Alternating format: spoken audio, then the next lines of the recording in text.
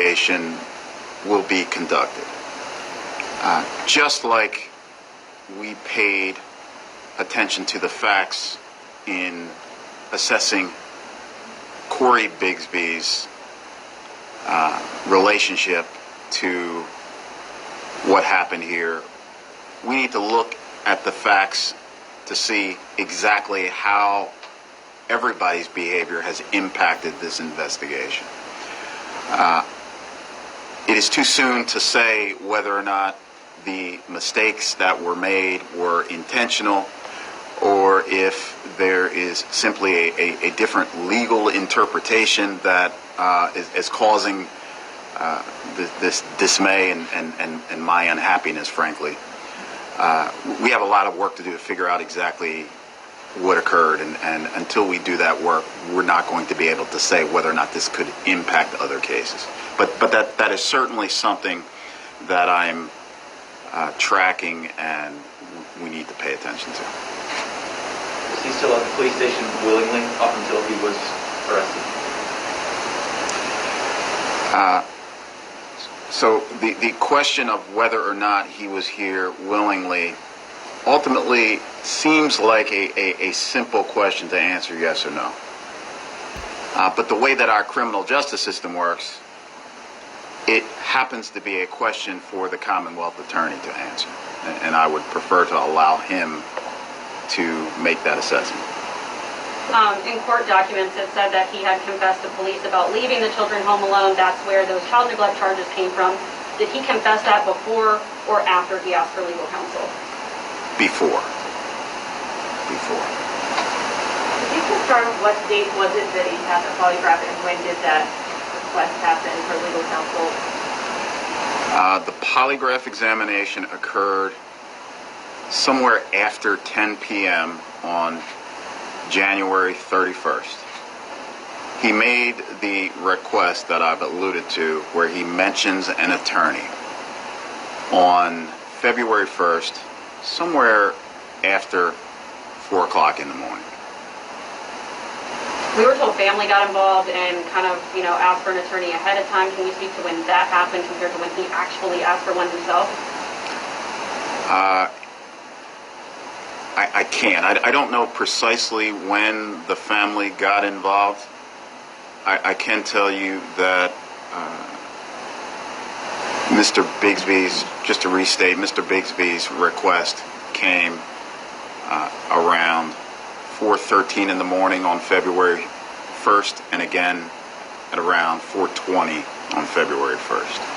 You mentioned that he was there with his 3 children. Do they play a role in this at all? I mean, if they were there with him, and I know you guys probably trying to ask them some questions, where do they stand with this?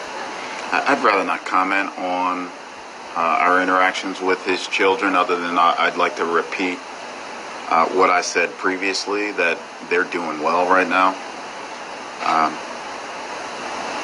And I'd like to leave it at that. As far as the search from now into the future, I've heard from different search parties, volunteers in the community that are helping. They want to know, are their efforts worth it? I mean, they want to search for him, but they don't even know if they're searching in the right areas. Should they keep going if they're volunteering, or what do you have to say to that? Keep going. Keep going. This is all of our obligation. We're all here for Cody Bigsby. I don't know if those efforts will be fruitful, but what do? Do you sit and do nothing? I don't think so. I think that we all have to consider what we might be able to do that's helpful. I believe that the number of people that have decided on their own to traipse about in the woods and dig through marshes and all these other things, God bless them. Keep going. Can you speak to a jacket that was found, a toddler-sized jacket on Saturday? Do you all know if that is tied to Cody's case or if it was just a random jacket? We do not know. We are investigating.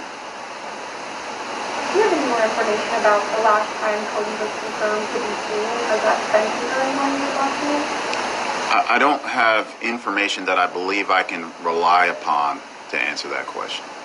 Is your team currently investigating any remains being found in the city right now? Yes. Do you have any reason to believe they could be Cody's? I do not have any reason to believe they could be Cody's, no. What is your understanding of why 4860 was denied legal counsel initially?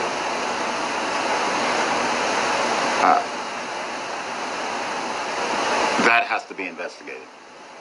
I do not know. I do not have a good answer to that question. I don't have an answer that I'm confident in. At some point, I'll need to be confident, and I'll need to understand that much better than I do now. Do you feel like this could build a distrust between the department, the case, and the community? Yes, it could, and I'm here to avoid that and to talk openly about what happened and to transparently lay out what occurred. This is something that we uncovered. This was not something that was exposed. We did our own audit, we looked at our own conduct, and we've decided we didn't meet the standard that we need to adhere to.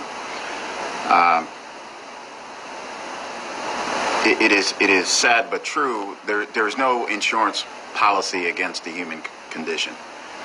There are several hundred people in this organization.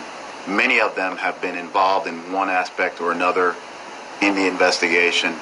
And when you have an investigation of this magnitude, sooner or later you're going to run into something that isn't what you wanted it to be. That's what we have now.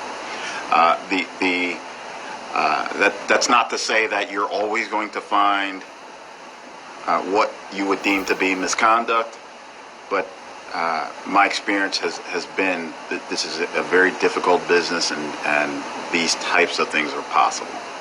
So when you think about an interrogation between the lead detective and Bixby, were there others watching that interrogation, maybe through video or a window of some sort that saw it? And so does that mean, and if so, are other officers also being investigated and maybe placed on leave or maybe dismissed as well?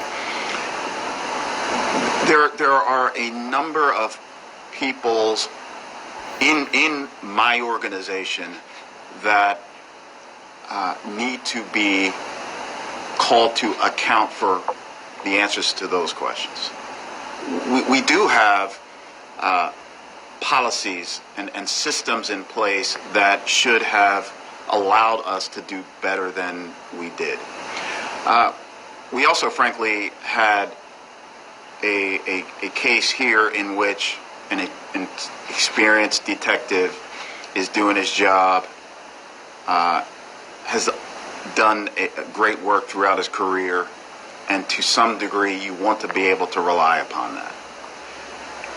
All that broke down somehow, and we need to spend some time figuring out how it broke down, why it broke down, and putting things in place so that it doesn't happen again. How long has that lead detective been with the department? 11 years, approximately. And to clarify, he's no longer a member? No, I did not say that. Okay.